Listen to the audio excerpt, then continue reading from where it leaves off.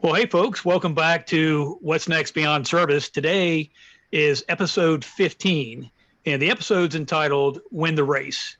And the reason it's entitled that is because we have a gentleman that's joining us today, Aaron Weiss. He's a retired Marine Lieutenant Colonel. He's a friend of mine, but he came on the show anyhow, so that says something about him. But he has a background that I think absolutely fits what we're trying to accomplish here with this podcast. So he's spent a lot of good time serving our country. He did it incredibly well. He's a good man to begin with, incredible officer. He transitioned and he has his own company, so he's an entrepreneur. And he did this from overseas, which is a whole nother thing. When you transition from service here stateside, there's a number of things that you absolutely have to be on top of, and things don't always go right. Well, imagine how difficult it is to do that in a foreign country. So he's going to share his story with us. So with that, I'm going to turn it over to Aaron and let him give a quick introduction of himself. Welcome aboard, Aaron. Hey, thank you, Scott. And I really appreciate the warm intro. Likewise, it's a pleasure to be on your show. And we're having some comp issues, it sounds like. It looks like we're good. And hey, okay. Not to interrupt, I did mean to mention this beforehand. In the advertisement that I posted on LinkedIn, I was saying that Aaron's coming to us today from halfway across the world, and that's absolutely true. So we have been having a little bit of comms issues in the warm-up when we were talking before beginning the program. So if it gets too bad, we may decide to fold up the tent and do this another time. But so bear with us if you see any latency on your end. So, okay. Sorry about that, Aaron. How about now, Scott? Can you hear me? I can hear you, yeah. Okay. Well, thank you for the very warm intro. Really appreciate that. It's an honor and a privilege to be on your show. I love what you're doing and what your organization is doing for servicemen and the transition. It's daunting. There's no question about it. Real briefly, I was a Marine officer for 25 years. It was an incredible time. I never stopped loving my job from day one to the last day. I was an air defense officer, aviation command and control. I had the privilege of command at 3rd Low Altitude Air Defense Battalion, that's Stinger missiles. And I also served in Iraq, had the privilege to lead Marines there on 2 occasions, which was also a great privilege and an honor. My last job, I was a naval attaché to the Sultanate of Oman. So the Marine Corps decided I needed to learn Arabic, and I took a year off to learn Arabic and then went over to Oman, which is next to Saudi Arabia, and was the Naval and Marine Corps attaché there. And from Oman, I retired in 2017. Wow, long distance transition there.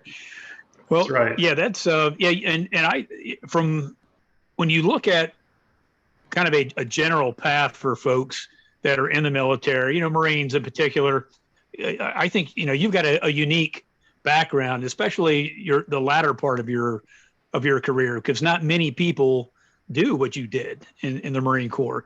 So that's kind of a unique background. And for those that don't know, being the CEO or the CEO, being the commanding officer of 3rd LAD, most folks probably have no idea what that even is, if you're not in the Marine Corps. So tell us a little bit about that, what you did at 3rd LAD and what they do as a unit, what their capabilities are. So 3rd LAD is the low altitude air defense component of the Marine Corps, of our MAGTF, of our Marine Air Ground Task Force. So often, their mission is to protect low altitude potential targets from enemies, like troop formations or airfields or anything of value to friendly forces. We're there to prevent UASs or helicopters or even low-flying aircraft from attacking our forces should our own Air Force or Naval or Marine Corps aviation, let something slip through.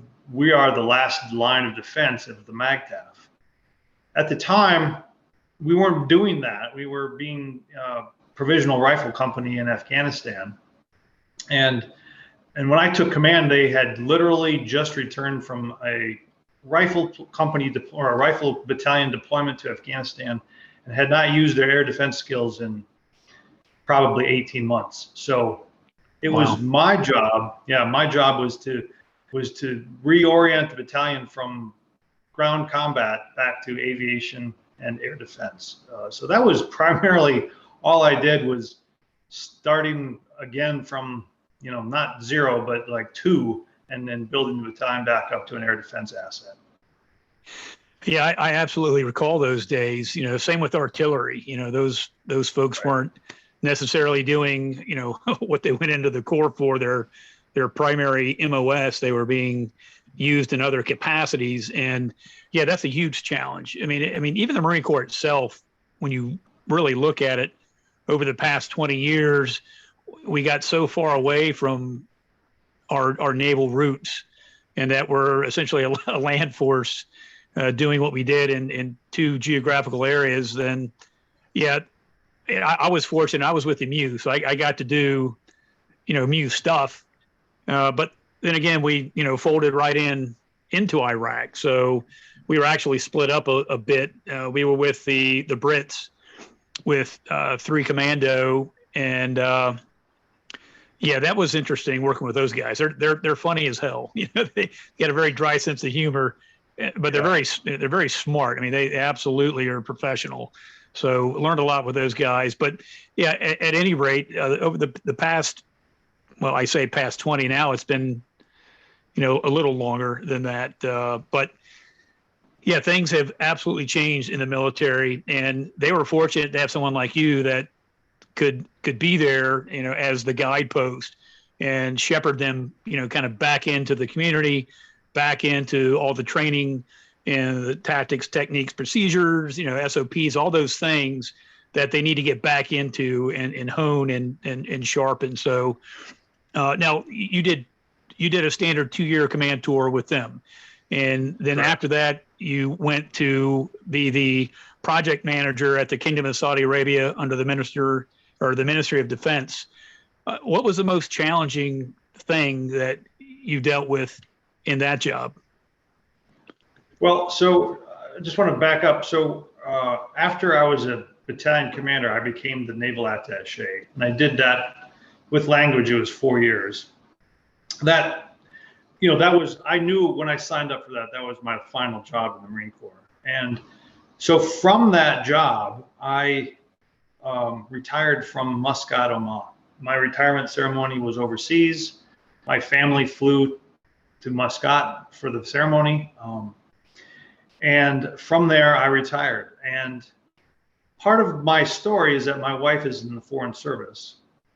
And for 15 years of our marriage, I had the primary career. And when I took the attaché job, we had an understanding that that would be my final job, and then her career would be primary. And after that, she, in her State Department position, got posted to Riyadh.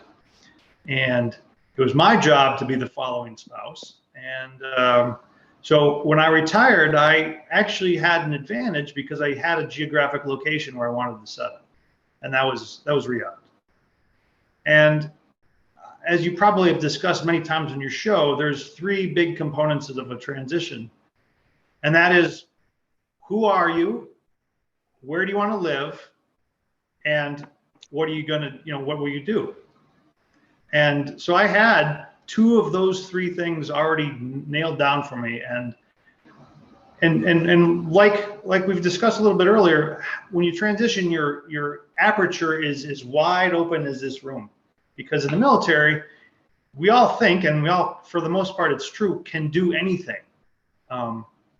Well, I've never led an artillery battalion before, but I could probably do that. I mean, we all think that.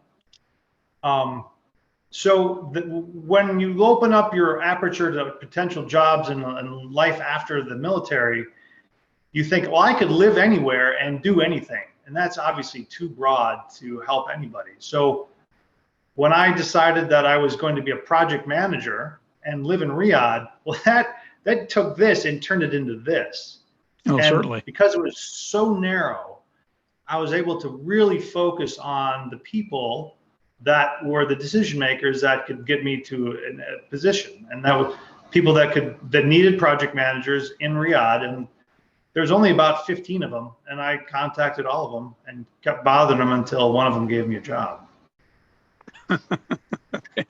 So, yeah, so I guess, just looking at your background and where you were when, so you're saying you finished up as a battalion commander, then you did you go to a Defense Language Institute? Is that where you went? I did, correct. Right.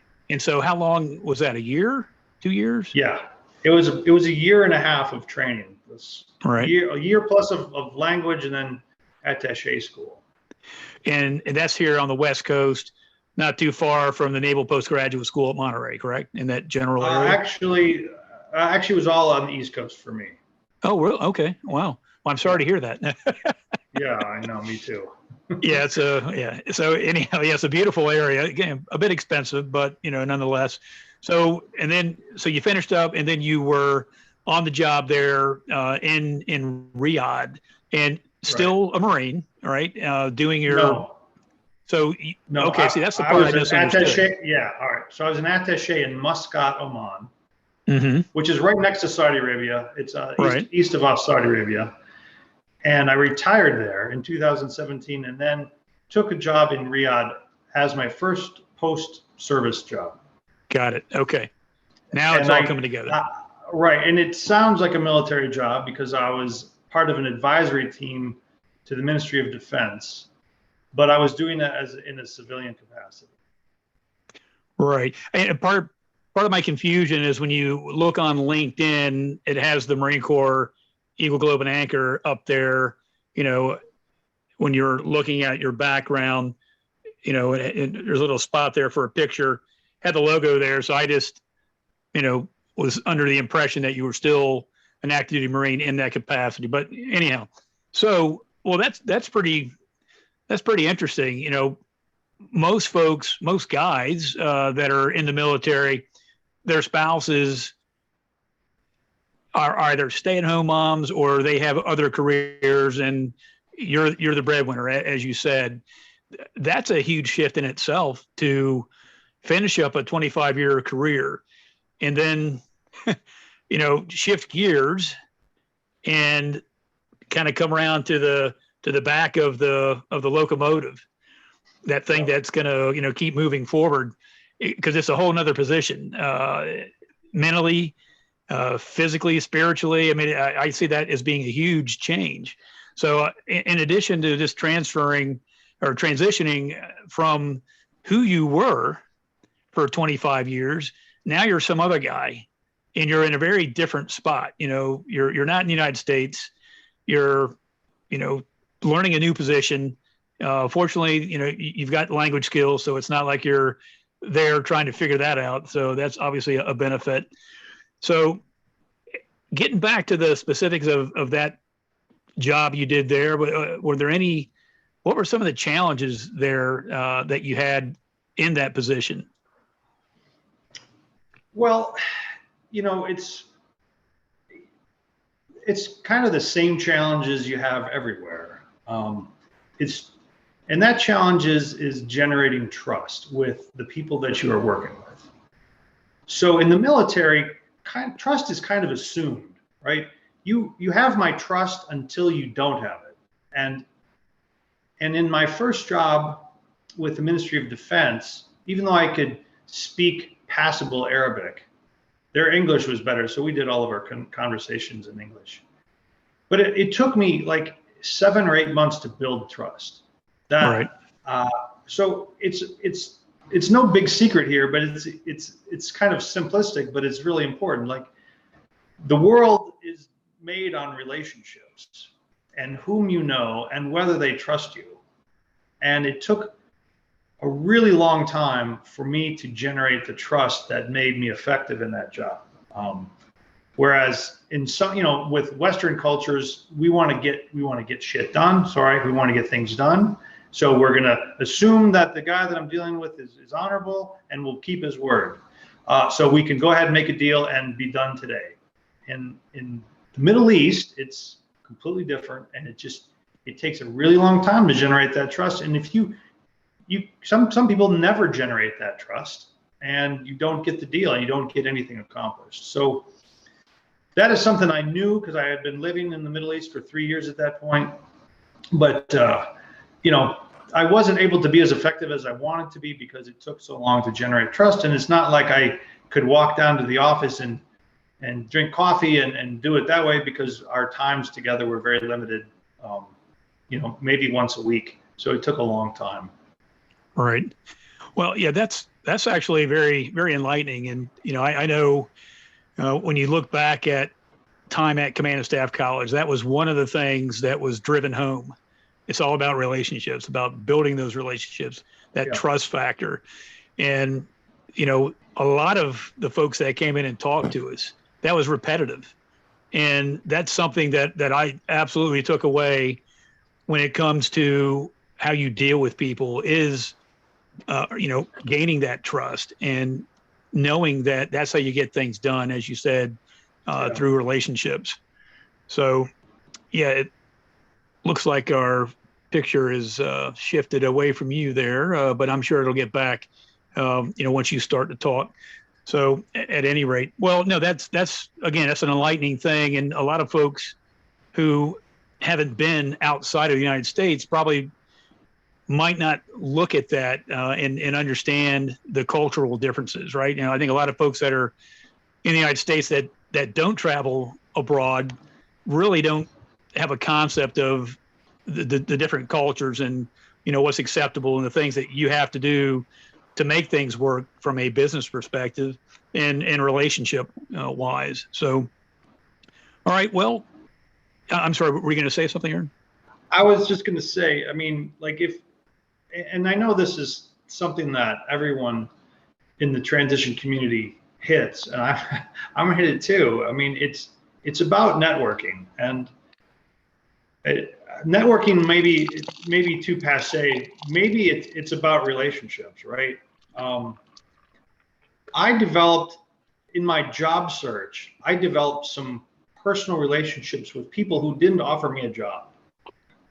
And maybe they never intended to, I don't know. But, just in the course of contacting them on a regular basis, talking to them about their opportunities at their company, the challenges they're facing, and taking an interest in their challenge, I forged some relationships. I wouldn't call them friendships, but like relationships that was like, hey, Aaron, I was glad to talk to you, or I was glad to get a note from you to hear how you're doing. And even though it didn't give me a job, here's the funny thing, that in the course of my job search, it led me to to have some success in my entrepreneurial venture, because I had a Rolodex of 500 people. All right, that's an exaggeration, of 200 people that I had talked to in my job search. Right, so that was a baseline of customers that I could immediately turn to. Scott, you were probably one of those people on my Rolodex that when I turned to my entrepreneurial pursuit, it helped. And so out of those 200 people, only one of them offered me a job, and that actually turned out to be a wonderful job. But it was the relationships that led to that point. It just builds upon itself, and at some point you achieve unforeseen success in ways that you didn't even know about. So talking to people, building relationships, networking, it really is the best and only way to find out your next career step. Yeah, I would absolutely agree. And LinkedIn is a fantastic place to do just that. That's what LinkedIn's all about. Or at least it should be, right? Leveraging your network, reaching out to people. When you're transitioning from service, if you know what you want to do, then you should be actively looking in that field on LinkedIn. What are the companies? Who are the people? Reach out to them, ask questions, pay attention, and start engaging back and forth and building that tribe or that network specifically, but then also opening up the aperture, kind of like you were talking about earlier, to other people as well. Don't just be stovepipe, because maybe something will come up that's outside of your immediate interest area, but could wind up being something that's an incredible opportunity.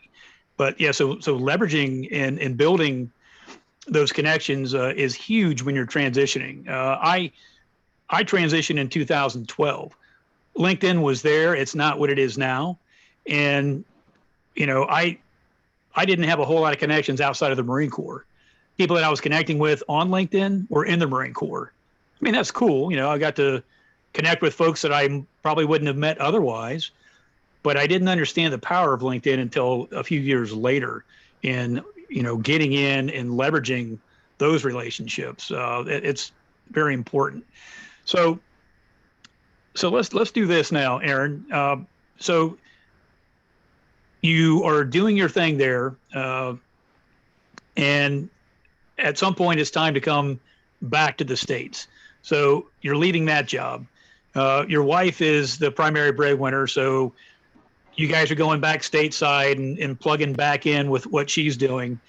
And then now is really probably when the transition starts to become a little more complex, because you're coming back home. So let's plug in there. There's a whole nother step in between, Scott. Okay. So as I told you, my wife's foreign service, and so her next posting after Riyadh was Hanoi. And so we uprooted the family and moved to Hanoi.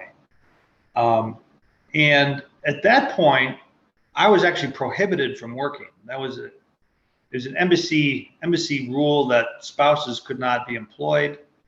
It makes sense. It's a communist country. You're subject to being influenced by malign actors. So it makes a lot of sense. So there was all kinds of spouses around Hanoi from the embassy that had very little to do.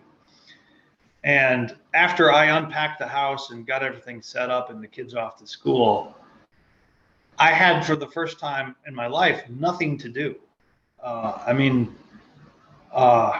you think at some point in your life, like, man, wouldn't that be awesome, right? All those books that I wanted to read, I could get to them now, and I could, for a couple of weeks, it's okay, right?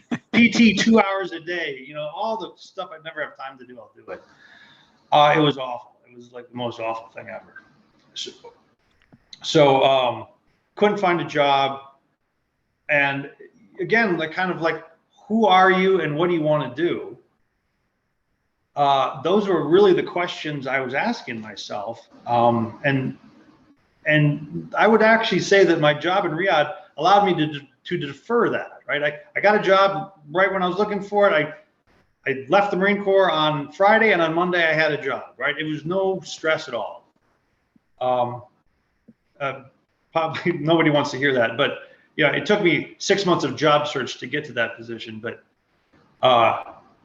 then I got to Riyadh or to Hanoi. I'm like, who am I and what do I want to do? And it was really hard to ask yourself those questions and not have an answer. So I decided, and with my wife's support, to pursue this idea of making backpacks for bicycle commuters.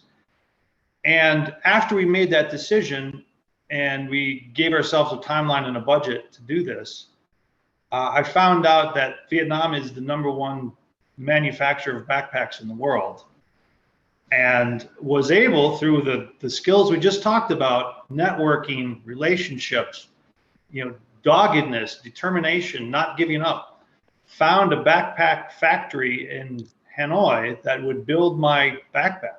And that's how my company got started. And so for a year and a half, I worked on the backpack, getting it all the way through to production into sales while living in Hanoi. Wow, and that's incredible. It was a great life. It really was. Yeah, it's amazing and very interesting how things align. Sometimes they do, and you're not sure why. You're in circumstances, but obviously you're a smart guy, and you figured something out, and you took advantage of where you were in time, and you moved forward with starting your own company, which is huge. I mean, not a lot of folks think about it. They kick the tire, but then they kind of shift gears and go back to a more conventional, career path. And yeah, I didn't realize that you were in Hanoi. I guess that wasn't part of your background on LinkedIn. If it's there, I don't know how I didn't see it, but I appreciate you sharing that, because you're right. A lot of folks don't want to hear that you went from a 25-year career right into another, great job where there's a absolute plug-in, because there's no story there, right?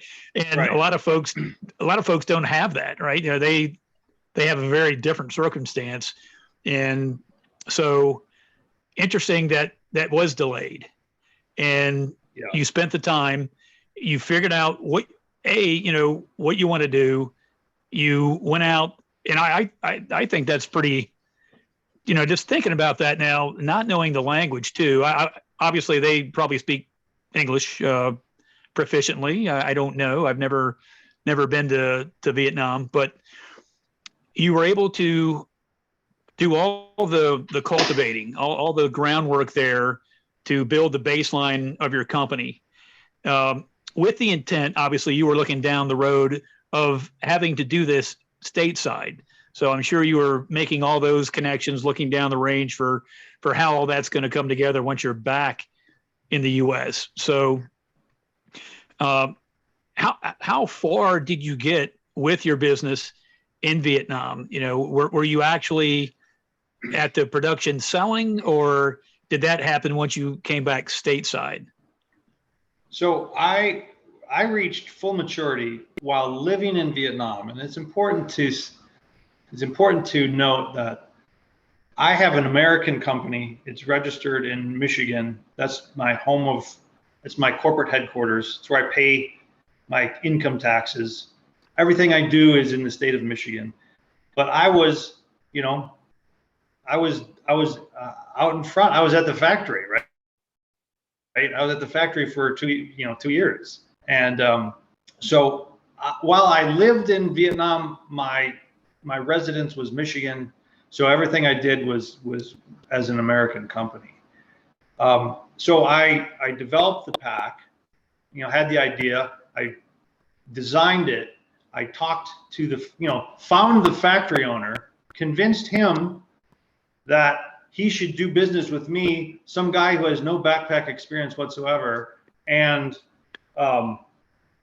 doesn't speak any of the foreign languages. Convinced him to sign a development contract with me, developed the pack, tested the pack, went through numerous iterations, had one model that I was ready to go production on, and then realized it wasn't going to work, and I had to start all over again. Wow. That's how it goes in product development. And then we found a better version and made that. And then in January of 2019, I went on to Kickstarter and sold my backpack. And I had a very short sale of 21 days, and in that time, I raised $40,000, and took orders for 230 backpacks. So I thought I had really found this niche that, this bike to work niche, and felt really confident in my future. So I took that $40,000 and I invested like 37,000 of it into production. So not just 230 backpacks, but 500 backpacks. And as soon as I, cut that check, COVID hit and the world turned upside down. And wow. And I got to tell you, bike to work backpacks are not popular when people aren't going to the office. Yeah, I can see how that would be the case. Again, and then talking about timing and how things work. That's so many people obviously were, waylaid by this whole COVID thing, but I could imagine, because that was your baby, that was your thing. And so, yeah, that's a huge, stop sign, and the time, the effort, the money, where do I go from here? What do I do now? What's my backup plan? Thankfully my wife's still employed, things like that come to mind. But, it takes someone being brave to do the things that you did. You have to have a bit of, adventurism, I think, also, in your DNA to want to take that route. But that's a tremendous story. You were hands-on. I mean, you were the guy.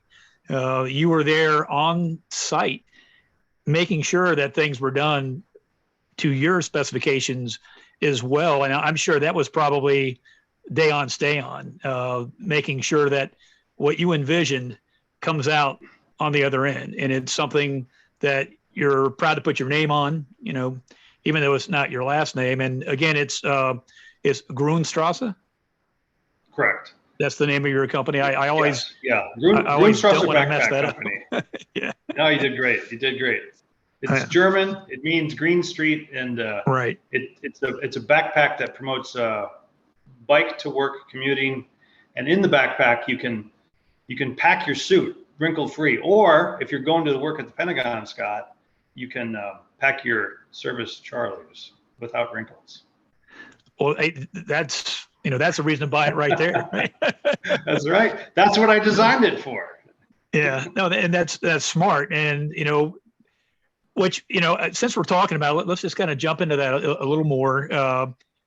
So when you look at your market in terms of who's going to buy this, you just talked about putting your service Charlies up in the DC area. So obviously DC, any large metro area where there's a lot of cars, biking is going to be a benefit.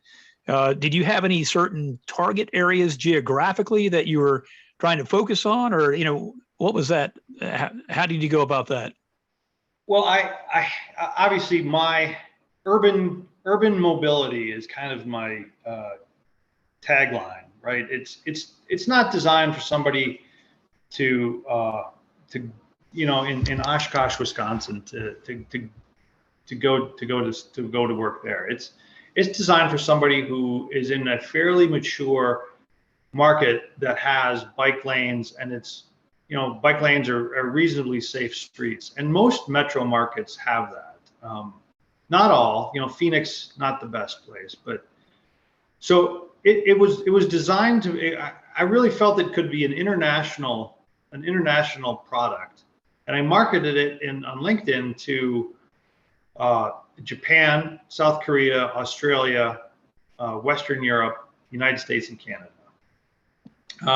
Which in retrospect was probably too ambitious. I should have been more narrow and focused on like 5 major cities in the United States.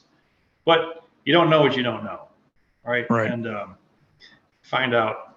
So I'm doing that now, and those cities are New York, Washington, Seattle, Los Angeles, and San Francisco. So no surprises there. I also have a presence in Colorado too. Where at in Colorado, by the way? So the market is Denver in specific, but also Fort Collins. Right. Yeah, that would make sense for the military, piece there. I as a kid, I lived in Colorado for about 3 years. My dad was in the Air Force, and he was at the academy. He worked at the academy. He wasn't a student, but Colorado Springs is beautiful. Colorado itself is. If I wasn't living where I live here in California, that is probably where I would be. Colorado. But sorry for interrupting. But. No, so I mean, the marketing thing is, I've fallen into the classic entrepreneurial trap, Scott, and that is pretty good at ideas, pretty good at design, pretty good at production, pretty good at manufacturing, pretty good at logistics. But when it comes to marketing, and this is the entrepreneurial trap, we just don't get it or can't apply our time and resources in the right way to make an impact. And that's kind of where I'm at right now. And And also just the changing, I mean, probably no one has really paid attention except for people like me, but the changing dress style of America and the world for that matter. So look at how we're dressed on this podcast, right? Right. I am probably the most dressed up person here, right? and this is appropriate office attire these days, whereas 3 years ago that would not be true. So, I mean, that has also been an impact, and my, is dug into my target demographic a little bit too. Yeah. So it's all those things, and it's just funny. I laugh at it. It's it's things you couldn't know and unforeseen. Yeah. Well, no, absolutely. I mean, no one has a crystal ball. I don't think many folks had the inkling that the entire world economy was going to shut down, due to a virus. I mean, some folks have been saying this for years, right? But it actually happening, it's a whole nother thing. And then, what are the second and third, ripple effects of that? Well, one is folks working from home and, wearing stuff like this, to your point. And so the baseline can shift, and in some ways it could shift radically. And there's a lot of businesses that are rethinking, okay, how, where are we in terms of being irrelevant? Is our bandwidth now going to have to narrow? Are our sales going to be impacted? How are we going to shift to, become more relevant? All those things. A lot of people, a lot of very big companies are absolutely struggling. And, it's amazing. Some you would think, because of who they are and the size of the business, that they would be a little more nimble and that they would make the transition. That's not always the case, right? It's a lot of times all the time it's a human endeavor. And so it's who's in charge, who's making decisions that impact the future and, the health of your business. And so, well, as we're talking about you as a guy who served our country for 25 years, we've talked a little bit about, the jobs that you've had and where you've been geographically, and coming back to the States and running your business from the States. Let's talk about something that a lot of folks ignore in transition. You said it earlier, you don't know what you don't know, right? A lot of times it's perspective. It's you learn from doing or being in a circumstance. So when you leave the military, a lot of us, and I say this is repetitive, but I think it's true. We all leave with a hole in our heart when we leave the military. Even if it's just you did 4 years and you served honorably and you moved on, or you did 30, so that hole might be a different size, but it's going to be there. And a lot of us don't understand that up front when we're leaving the military. We're thinking about, okay, we're going to get a job. This is the job I want, or at least this is the industry. So, you have a progression. You sat down, you developed a plan, and you're following your plan. You're adjusting as you need. But a lot of folks don't think about the personal side of this, the who am I now? The things you talked about when you had time, not being a Marine, not being gainfully employed because of your circumstances, all these things start coming in. And it happens to anybody. What I'm about to say is you start to question yourself. Who am I? What am I about? I knew who I was as a Marine officer, but now I'm this other guy. And I want to believe that I still have all those good things that made me who I was as a Marine officer. But what am I going to do with this stuff? I miss doing this in the Marine Corps. I miss these people.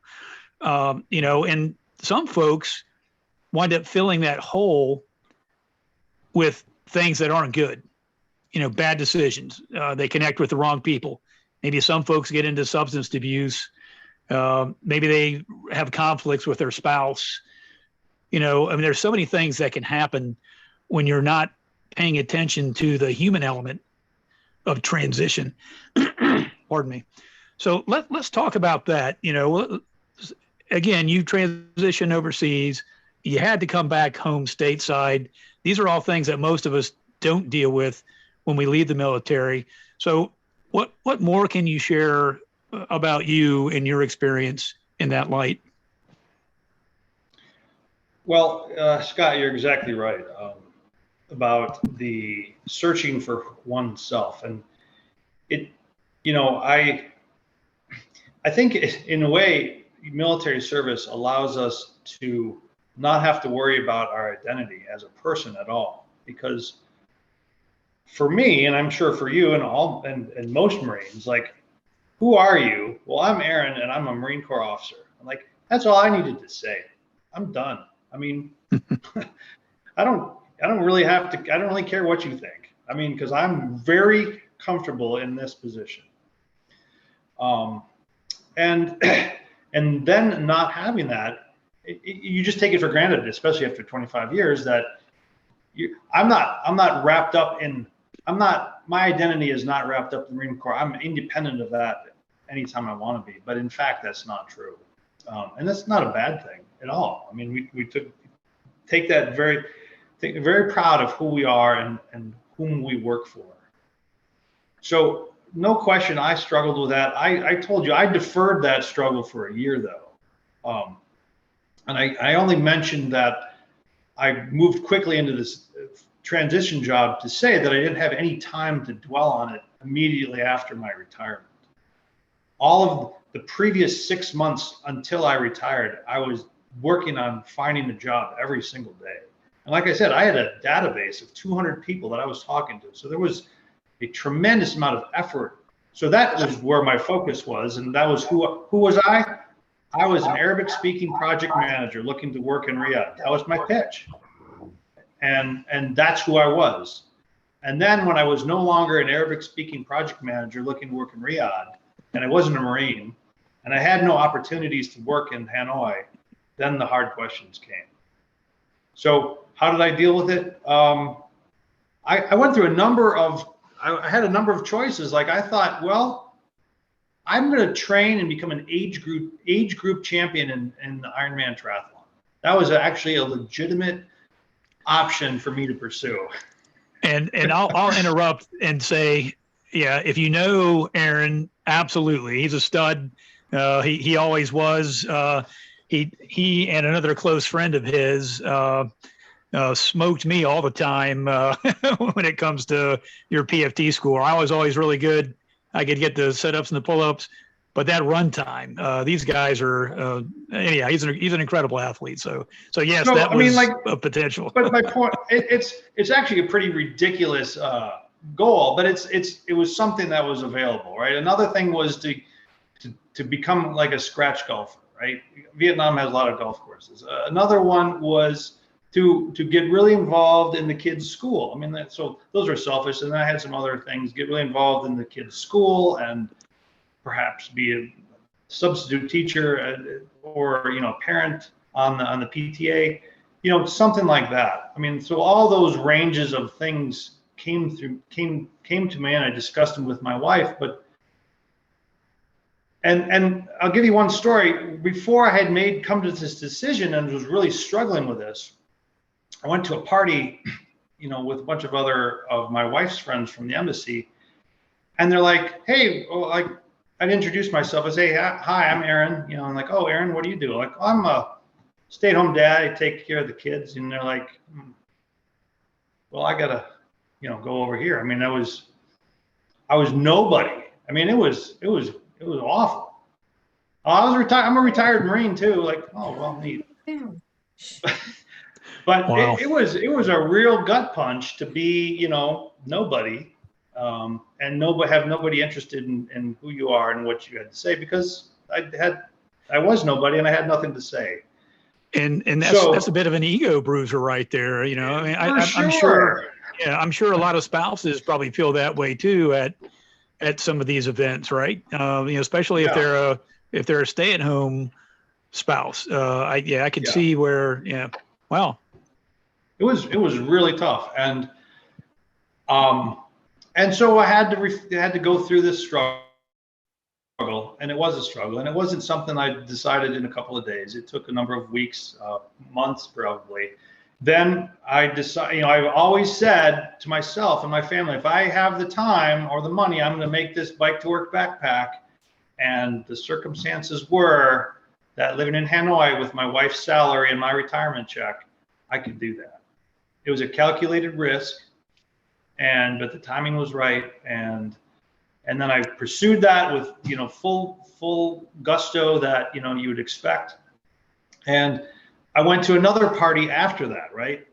Talked to the same guy who didn't remember the first conversation. That's how insignificant I was. Didn't remember the first conversation, and said, "Hey, who are you? What's your name?" Said, "Hi, I'm Aaron. I make backpacks for bike to work commuters." He's like, "What? Tell me, what are you talking about? Check out this guy." And it was, right. it was the kind of response you wanted, and I didn't do it for those reasons, but that company and that idea helped me find who I was, and that's who I am, right? I'm a guy who makes backpacks for bike to work commuters. That's who I am now, and it's a good place to be. Yeah, no, absolutely. Especially hearing some of the background behind how you got to, this point now. And I have to ask this: when that guy, that you just talked about for the second time, were you sporting a beard at the time, or So here's the thing about beards, Scott. So I had one in Riyadh because it's dry. Right. It's hot, but it's dry. And in Hanoi, it's hot, but it's wet, and there's no good for beards. Yeah. You'll notice that you don't find nasty. many Vietnamese guys with beards, except for like Ho Chi Minh. But, right. Yeah, it's tough to have I couldn't resist. Sorry about that. Yeah. Yeah. Well, so let's do this now, because this is something that's on your profile as well, and this is pretty intriguing because of who they are and what they do. I see now that you're connected with Bunker Labs, and they do a lot of very innovative things, and they help folks, build their business, their thought, and a lot of folks are very fortunate when they get the opportunity to spend time in the capacity that you're in with them now. We haven't actually talked about this, so I have no idea, where you are in the progression with them. So is that something that you can share with us as well? Sure. So Bunker Labs is a nonprofit organization that was set up to assist veteran entrepreneurs, and they have a whole organization of experts and volunteers and supporters that support veteran entrepreneurs. And it doesn't have to be a certain veteran. It's also open to spouses of veterans who have good ideas and need a little help to bring it to fruition. So there's all stages of veteran entrepreneurs, and also a lot of veterans start nonprofits, right, Scott? Absolutely. So those guys need help too, just as much as people doing it for profit. So Bunker Labs so they have this entire organization. They promote veteran-owned products. They work with Fortune 500 companies to place veterans, but they also work to place products within those companies where they might fit. They have an incubator called the Veterans in Residence program, and they do 2 a year. And you apply to them, and you give them your story, and you tell them what you're good at and what you're not good at, and where you need help, and if you can support, if you need some help. And so I got wind of these guys on LinkedIn. Another plug for LinkedIn. And I put my application in, and I think that at that point my story was pretty compelling, and my company had promise, and so I was selected, and I was selected, and there's, I think, 40 cities across the country that have cohorts, and I was selected to the DC cohort. And that started in January of this year, 2021, and ran until June. So it was 6 months. And yeah, and Aaron, to interrupt, I just, this may be an obvious guy statement, but I would imagine that the DC area is ultra competitive for selection to be, to be brought on board with them. I think so. We had a virtual pitch. We had a virtual pitch competition in front of all of our competitors. It was incredibly nerve-wracking. So everyone got to see their competition, and then 12 were selected, and I was lucky enough to be one of the 12. Wow, that's incredible. So as you were saying, I do think that's significant, because that kind of talks a bit to you, and they saw value in what you're doing, but obviously you as a person, that's right. Probably one of the prime indicators there. So so everybody gets out of that what they put into it, and I put a lot of effort into it, and received a lot of great feedback, and that cohort and we continue to support each other, particularly on LinkedIn, where a good comment, a well-placed comment here and there can be really effective in somebody's marketing plan. So having just 12 people that know that and can say, great job, Aaron, and then suddenly that is now on their network. So it's very helpful to just have people always rogering up for your posts. That's just a minor attribute, but most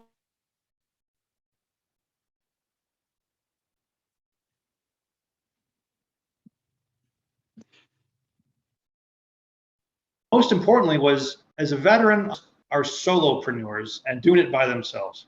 Did you lose me there? Yes, for a second, but you're back. Yeah. Okay.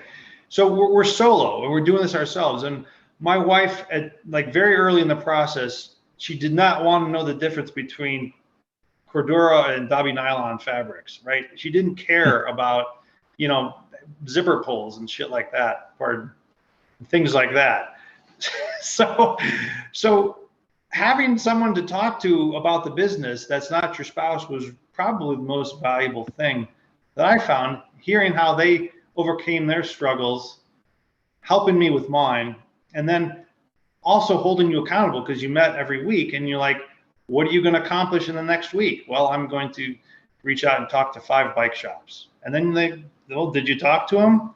No. Right. But you held you accountable. Whereas as when you're on your own, you can sometimes, not do those things that you should be doing because they're hard. Yeah, that's an excellent point. You're right. I mean, it kind of, you feel obligated or obliged to make sure that you're checking that block, right? And it's the thing you should be doing, right? But sometimes things happen, obviously. But yeah. So very positive event, and it was very good. I'd recommend it to anyone. Right. So have you concluded that time with them? And yes, that ended in June. In June. Okay. And this is from someone that, I don't know. I've never been involved. I've seen it from a distance. Once you complete that session, that grouping, is there still a connection to go back when, you experience something that you might want some feedback on? Are they giving advice, or are you, okay, that's good, and then they've kind of moved on? What is that like? So again, it's what you put into it and what you ask. So that absolutely is there if you needed it. My circumstances were a little bit different, and I couldn't invest the time or energy into the process after the cohort ended. So I haven't tried that, but I know other people have, and some of the more active members of my cohort were invited to be, advisors and national speakers, so it was a real impressive group, and some people were able to really take a huge advantage of it. Yeah. No, I bet. So, well, as far as your company, what do your the backpack company that you're basically trying to put into the right light and getting back on your plan. What do you see the future of this being? Is this something that you're kind of hovering on and waiting for things to kind of get back to more of a normal environment? And if so, what else are you doing right now beyond your company? Well, as I mentioned before, COVID hit me and this lifestyle article bag pretty hard. And I had to scale everything way back. And in May, I had to take a job. I can't live in DC, and the backpack company wasn't paying a salary, so I had to take a W-2 job. It's things happen, things like that happen. Plenty of other great entrepreneurs like Phil Knight, from Nike, he had to take a job for 3 years while he got Nike underway. Right. So it happens. It's not a setback unless you quit. So I'm not quitting. I'm just scaling back for now and kind of waiting for COVID to pass. And now I'm starting to get ready for Christmas, and then we'll kind of see how it goes.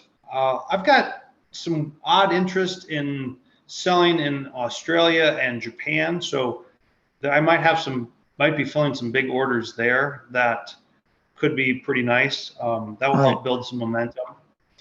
I'm engaged in my 5 key markets. New York, Washington, San Francisco, LA, and then in Colorado. So I'm in relationships there with bike organizations and bike safety organizations, and so I'm not disengaged. I'm just not doing it full time. Right. Yeah. 2 things on that, Aaron. One, a guy that I've interviewed a couple times, just because how we're connected, Jeffrey Knight. He talked about his transition wasn't too tough up front, but he experienced exactly what you're talking about once COVID came up. So he's shifted now between different jobs. The first job he wound up losing because of COVID. The second one, he wound up getting that job. It wasn't what he wanted to do. He interviewed for job A, but they decided we have a job B that we think you would be awesome for. And it wasn't what he wanted to do, but an avenue opened up there, and now he loves what he's doing. It was something out of the blue, but because he went to that interview, because he decided, hey, I've got to move forward. I've got to do something. And all that's to say is, yeah, life happens, and there's no perfect anything. You can have the best laid plans, and then things absolutely out of your control can come in and change everything. And success has many fathers, right? And success also looks very different depending on who you are. And last week I had Eli Crane on the show. He was a Navy SEAL. He's an entrepreneur. He owns Bottle Breacher. He went on with the Shark Tank, and he actually, won 2 of the sharks and went forward with their business. And wow.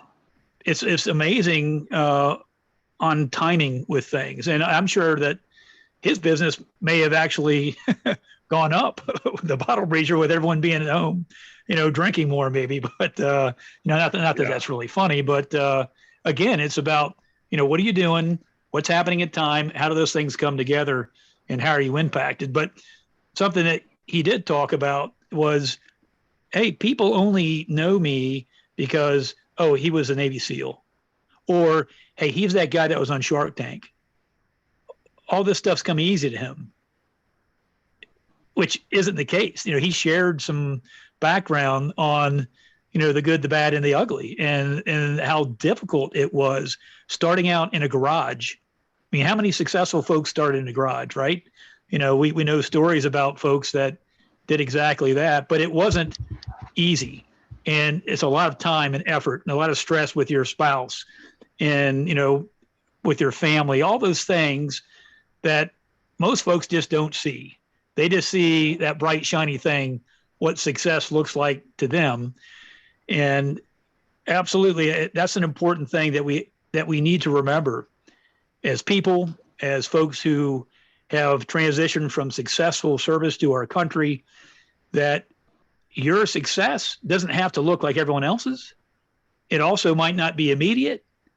You may have changes in life later that are going to impact you again. So all of that being said, I think we're always in some state of transition, and some more than others, right?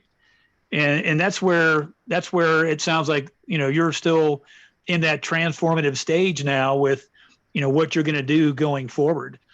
And what you said about not quitting, I mean, that's key, right?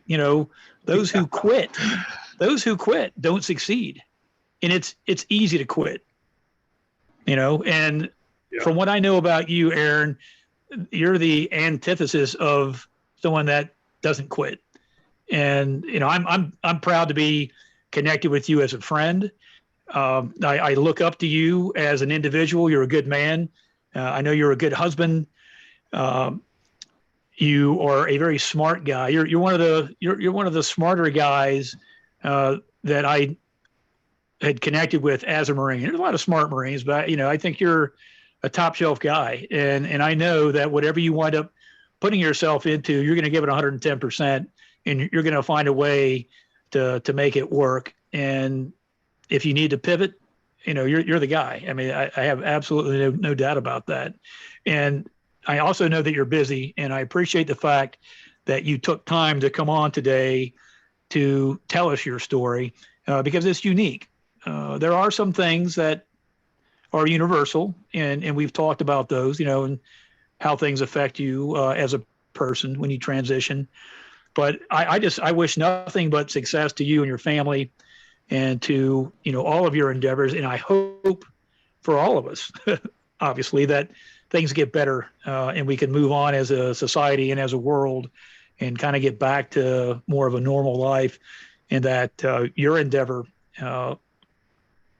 gains speed and momentum, and you're doing good things, and then you even find something else that comes along that's going to be just as rewarding as all the time and effort that you put into what you're doing now. So, well, we're just at an hour, so I'm kind of, as you can hear, I'm kind of wrapping this up a bit. But what I do want to do here in the last couple of minutes before we see if there are folks that want to ask a couple of questions or if they have comment, do you have any last minute thoughts, any parting words of wisdom for us? Anything that you didn't get a chance to talk about that you want to talk about now? I think we got a pretty good. Coverage of it, Scott. I think and we talked about this in kind of our preparatory phone call, is that it's a struggle, right? I hope none of what I've said has come across as being easy, because I've said it with a smile. It's amusing to look back at it, but it's been a struggle, and we all heard of people who left their job on Friday as a uniformed officer and came back as a GS-14 on Monday, and that kind of stuff. I don't think, it happens, but I never have met anyone who it actually happened to. Some people are really good, have been doing a great job of networking their entire careers, and so when it's time for them to leave, they have a huge network to draw upon. Some of us didn't realize the value of networking until the very end. That's totally me. That's 100% me. My LinkedIn account before I transitioned was like 12 people. And that's only to say that I didn't put a premium on maintaining relationships. And if I happen to see you, it's great, but I didn't maintain it. So that's what I would say the biggest my biggest learning point is leverage the people that you know, write them down in a spreadsheet, contact them regularly, see what they know, tell them what you hope to do. Maybe they can help. Most likely they can't, but you just never know. The job that I did find came from a guy who said, hey, I can't help you, but you should talk to this guy, right? And that turned out to be the winning combination. But it wasn't the third call, it was like the 300th call that I made. It was a long process. And then that was in getting the first job. And then I had this database that I maintained, and they were my customer list at first. And a lot of these guys I never met them, bought backpacks from me because I had forged a relationship in trying to find a job, and then maintained it after I found a job because they were just good people. Right. So build your network, maintain it, stay in touch. That kind of stuff works out, and contact them regularly, and just be honest. Yeah, I'm looking to move on. I don't like my job. It's unfulfilling. I'm looking for a different challenge. People love that stuff. You're absolutely right. Being genuine, we hear that a lot. Being authentic, being genuine.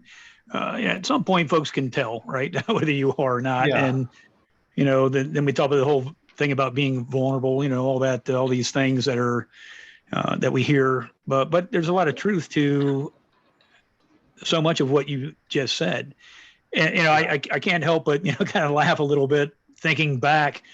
You talk about you're saying it with a smile because that's who you are. But it is funny when we look back on things like, say, for instance, I went through OCS, after college. And so it was a 10-week course. And at the time, there's nothing funny about it, But when you look back, when you reflect, there's a lot of things that happened that were humorous. At the time, it really didn't seem like it. But, now you can look back with that smile on your face and remember, even the things that were very difficult, you can look back on it and say, I'm so glad I had that experience, even though it was hard, because I learned from it and it's made me who I am today. And now you're able to do exactly what you're doing now. You're sharing your life experience. You're sharing your wisdom through sage advice. I guess we're just that old now that we're able to, share our time with other people and hope that when these folks are listening to what we're saying, that they're absolutely thinking, okay, well, this guy has the experience, life experience, business experience. So if he's saying this, it must mean something. So let me take note of that so that I take heed and either don't go down that path, or at least I know it's that thing sitting out there. So I need to be cognizant of these things. It helps them create their path so that they're not repeating some of the mistakes. It's like that whole Marine Corps lessons learned thing, I guess. So, all right, well, let's do this, Aaron. We're right at about an hour and 6 minutes. So we actually started a little early, so we're a little longer than that. Let's do this. If there's anybody that's here in the audience that has a question for Aaron, or if they want to comment, let's go ahead and do that now. So just, unmute your mic and let's do it.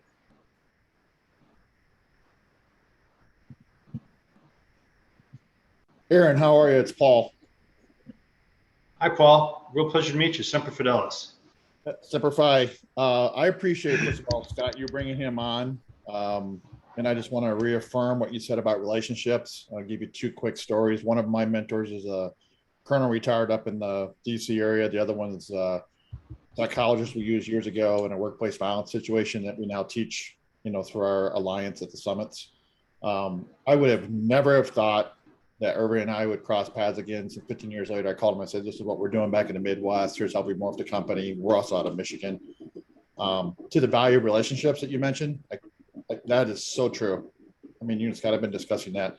I've got an offline conversation that I can offer to you. I think that you may want to explore entrepreneur-wise down in Grand Canyon, and it's revolving around relationships down there at Tempe at ASU. That might be a market to consider. The whole biking path, all that's been developing over the last 4 or 5 years. I was down in the market for about 15 years. So I'd be more than happy to make an introduction there in that world, just to see if there's a tug that you might get from somebody over there in the incubator. But also I want to just comment on the fact of the fitness part of it. I'm suspecting, having been an entrepreneur myself for the last 5 years or so, that fitness probably has played a huge part in just helping you have a clear head and continue to come up with the next to-do list as you morph through this time. So I know for myself, I do ultra walking now, ultra distance hiking, and we're doing some fundraising stuff now. I think without that, it would have been impossible to really push through to the next level. We always have that Marine mentality that we're always going to get it done no matter what.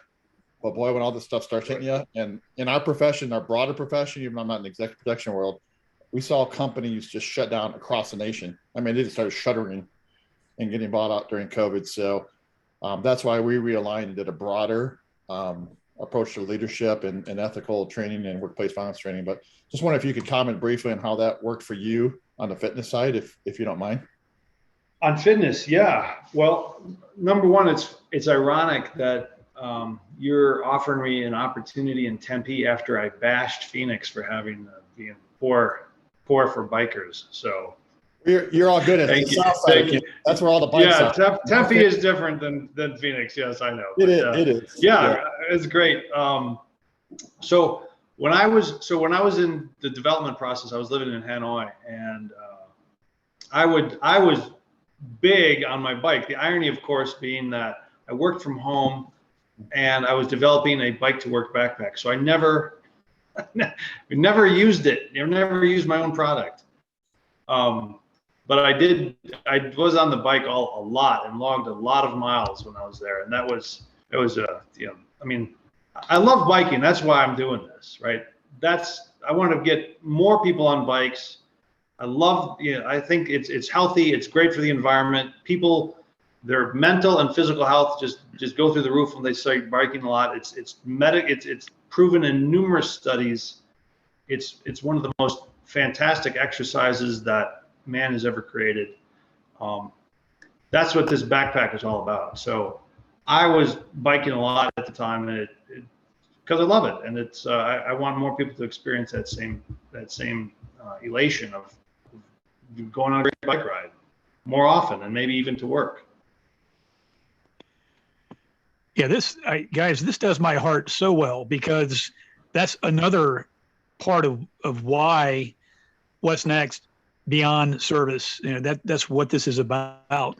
It's sharing stories, and also it's connecting people, because that's this whole relationship thing. I mean, that's how we get things done. We get things done through connections with other people.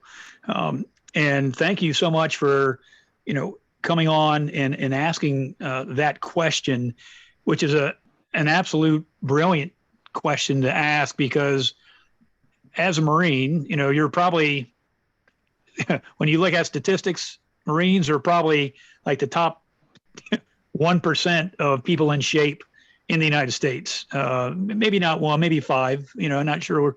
I've never really looked at it, but we're known for, being in shape, because that's what we do. A lot of folks, when they take the uniform off, that PT regiment comes off with it, and then they gain 20 or 30 or more pounds. And that has a deleterious effect on your heart and soul, obviously physically, mentally, and you're not helping yourself, especially if things are hard. If that transition isn't a job, or it's not something that's fulfilling, maybe staying in shape is a fulfilling thing. Because I know for me, at the mid part of the day as a Marine, 1100, I was out the door, unless there was something obviously that was important. But I was changed over and I was on the road, and I was getting in the miles running. Then I'd hit the gym, come back, clean up, and I'd sit and I'd eat my lunch at work. But that midpoint of the day, I had a whole nother rejuvenation. And then the second part of the day was like another day. I was able to blow all the steam, and all those things, all that stress was gone, because I got a great workout in.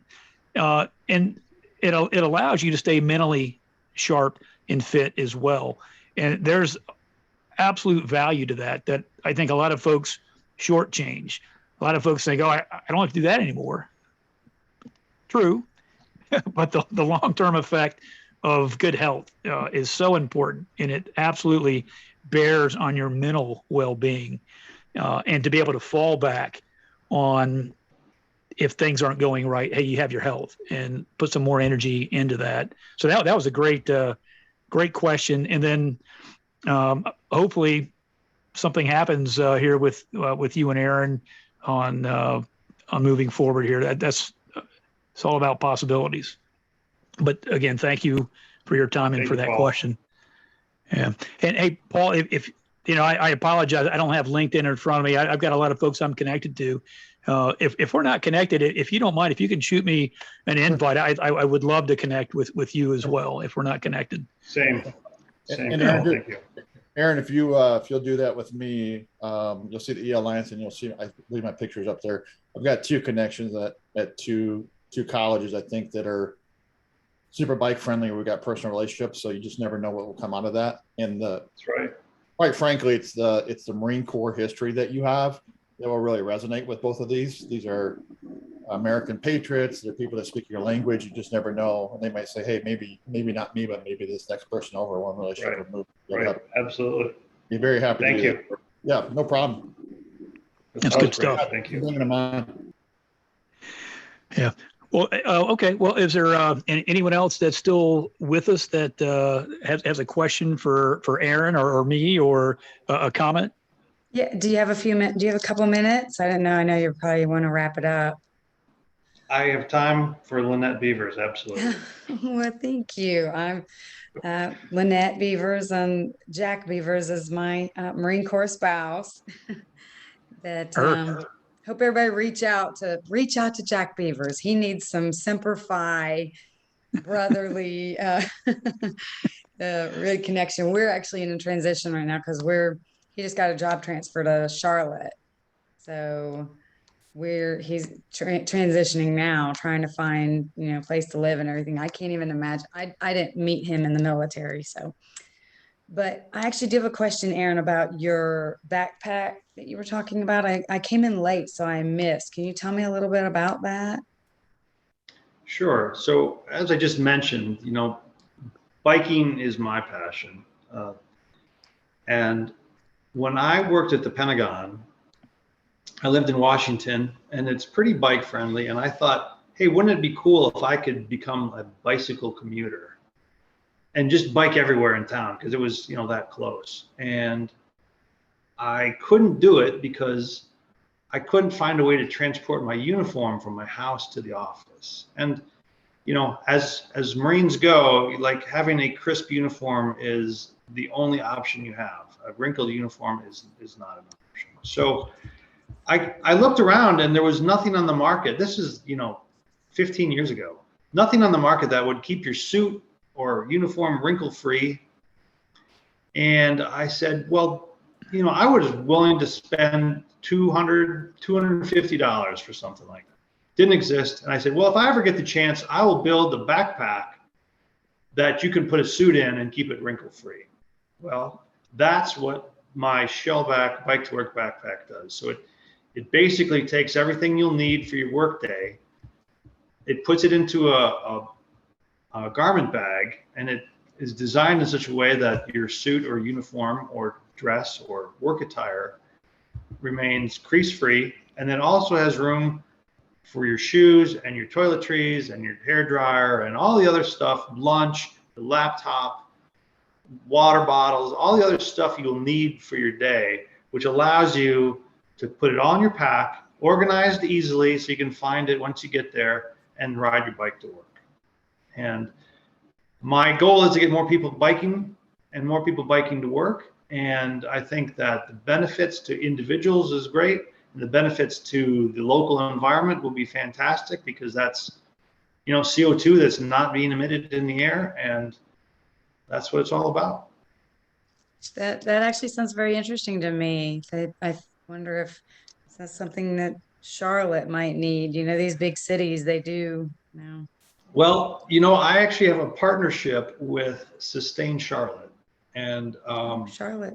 they're not specifically a bicycle organization. They're a alternate transportation organization. It's called Sustain Charlotte, and they're really well run, well organized. I contribute a couple backpacks a year to their fundraisers and events and stuff like that, and in exchange I get some publicity. But yeah, Charlotte is doing great in terms of making the city much safer for bikers.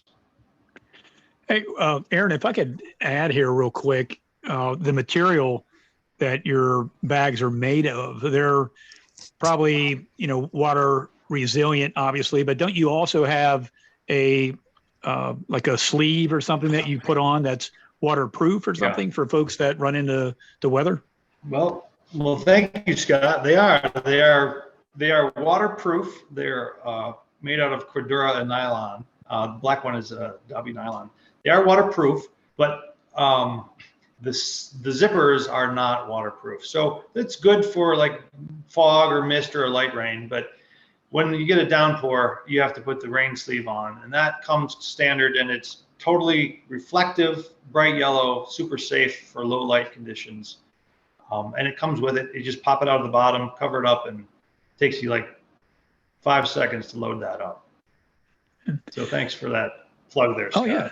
No, hey, I mean, absolutely. That would be like the kicker for me, right? Not so much here where I live because it doesn't really rain, but certainly in other parts it rains, probably more often than you'd like. But like if you're up in the Northwest somewhere, that's going to be absolutely essential. And the fact that you put it in, with it comes with that. That's huge. But, well, hey, Lynette, thanks for the question. It's always good to see you, by the way. Her and I are connected here on LinkedIn, and we're also connected with another group, The Power of Our Story. That's kind of the umbrella for what I'm doing here with What's Next Beyond Service. I'm working under that umbrella of The Power of Our Story. That is Sarah Carell. She's my partner in crime with what I'm doing here. So yeah, it's good to see you, Lynette. You too. I like being a resource and, bridge builder. I guess I'm one of those that I sometimes, come across people that have transitioned or transitioning out or connect with people that it actually says on their profile that they're transitioning out of military. So I try to help where I can. And so I like going, these Zoom meetings are really great too. You guys get great resources so I can remember who I can hook people up with when they need something. So Aaron, did you need any help with this organization? Is it something you're still trying to kick off? Do you need any volunteers? I'm doing very well with them. They had a recent fundraiser that I contributed a bag to, and I don't know how it went, but it was like a number of Instagram and Facebook posts by them. So it all is part of the, guerrilla marketing that I'm trying to do. Right. Well, awesome. It's great. It's great to learn about it. And thanks for sharing all that. And I'm curious about how your wife handled the military spouse life in Hanoi. Was that where you said? But I was the spouse in Hanoi. She was the State Department employee, and I was the trailing spouse. Oh, wow. Yeah. How did you handle that?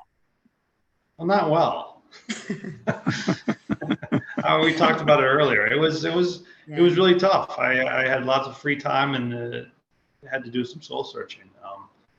And my solution was to start a backpack company, for better or for worse. Yeah. Well, that's great. Thank you for sharing everything. Yeah. Thank you, Lynette. Thanks for your question. Yes. Thank you, Lynette. Okay. Well, we are at about an hour and Ryan 20 had plus. his finger. I don't mind taking Ryan's. He's endured the entire thing from beginning to end. So he's got to get his question in. Ryan, well, yeah, let's go. Yeah, I wasn't going to cut him off, but yeah, go ahead. Ryan here down here from Charleston, South Carolina. You mentioned, obviously you had a very long and illustrious career in the military. So thank you for your service as Air Force veteran myself.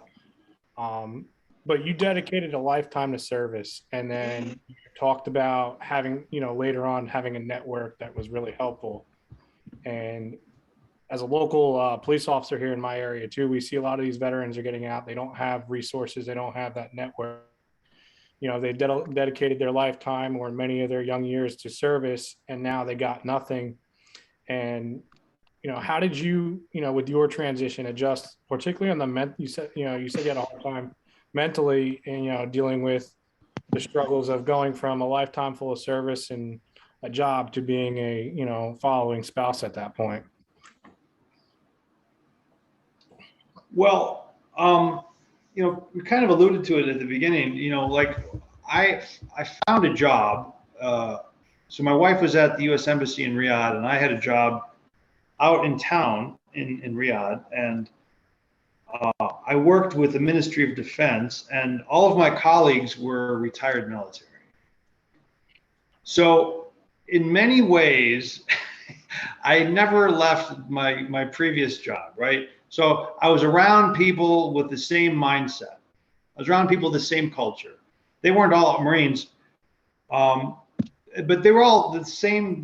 They're all cut the same way as that we all are. And that was, mission first and getting things done and integrity and, your word and trust is assumed. And so we had that with familiar relationships with my coworkers, and then dealing with the Ministry of Defense. Well, that was a challenge, but that was what I was doing as a naval attaché in my previous job for 3 years. So again, it was no big deal. It was the same job in a different location, and I was with my family. So it might seem like a big deal to go to Riyadh and be a trailing spouse, but in my case, it was not a big deal. It was more of the same. It was my 26th year of service. It was that following year when I went to Hanoi where I really struggled, and it was mostly about self-identity and like, who am I? And what am I going to be? What am I going to do? How should I use my time? And it was awful. I mean, and I didn't, turn to any of the bad choices, but I didn't make good choices either. I didn't work out 2 hours a day like I said I would, so it was hard. And what turned it around for me was just deciding whom I wanted to be, and then pursuing that, right? Whom do you want to be? And that's a really hard question. So if you're a police officer, whom do you want to be? Well, I want to be in the public service sector, and I want to help people, right? I imagine that's something close to your answer. And that's a great answer, and you have it. But when you don't have it, it's a really incredible list of options to be who are you. And trailing spouse and stay-at-home dad I'm not wired that way. And so I had to find something that was more productive. And when I found this job, when I found backpack manufacturer, bike to backpack, promoting bike to work, that was my thing. And it's a really tiny niche, right? No one's ever heard of it. I in fact created the term bike to work backpack. It doesn't exist until I made it up. So that's how narrow it is. But once I set out on that path and I became that guy, like all of the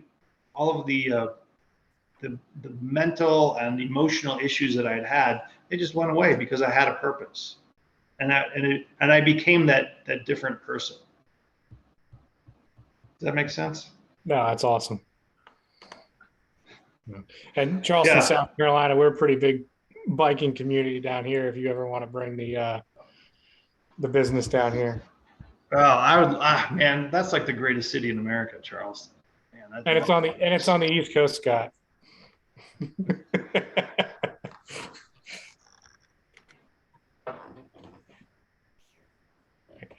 Scott, we can't hear you. Yep. Can you hear me now? Yeah. Yeah. Well, yeah. What I was saying is, South Carolina, Charleston in particular, is beautiful. I've been there a couple times. A lot of history. there, the architecture, all those things that make it what it is. Also, what's that little place that's can't think of it. It's like a beach community. Yeah, Paris Island. yeah, that's the one. No, I can't. I'm having an old guy moment. I can't think of it. Yes, that's. I've been there a few times. That's a great place. Fantastic community, but it is humid as all get out, and it rains, and there's all kinds of bugs that bite you. So Southern California is kind of a nice place, different lifestyle. But no, I did want to. You were going to say something, Aaron? I was going to say to Ryan that I did sell a backpack to a police officer in Santa Barbara, and he wrote back. He said, "It's like you designed this backpack for me," because he bring his police uniform in, and he said the only thing it doesn't have is a place where I can attach my holster on the front. So I can draw my service revolver if I need it on my bike ride into work. He said, other than that, it's perfect. Well, that's outstanding. So great for police officers. Yeah, and I'm sure Aaron's probably actually thinking about how to, put that into his design to have a couple of options for you guys. Yeah, we worked on it a little bit.